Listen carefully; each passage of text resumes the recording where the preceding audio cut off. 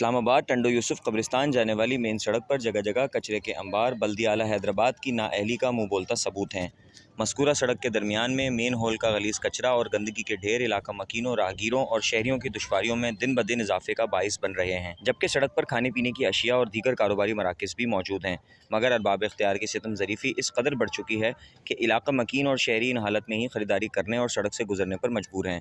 वाज़ह रहे कि सड़क पर शादी हॉल्स भी मौजूद हैं, मगर सड़क पर कचरे के अंबार जमा होने के बाइस शादी हॉल्स में आने वाले शहरियों को शदीद परेशानी का सामना है। जबकि इन्हीं कचरे के ढेरों के बाइस अक्सर औक़ात ट्रैफिक की रवानी भी मुतासिर होती है। इसके अलावा कचरे से उठने वाले ताफ़ुन और गंदी बदबू के बाइस ख़वातीन, बच्चे, नमाजी हज़रात और राहगीरों का जीना दूभर हो गया है। इलाका मकीनों ने अरबाब इख्तियार से पुरज़ोर अपील की है कि अपनी जिम्मेदारी को सही अंदाज से अंजाम दें और सड़क की सफाई करवाएं।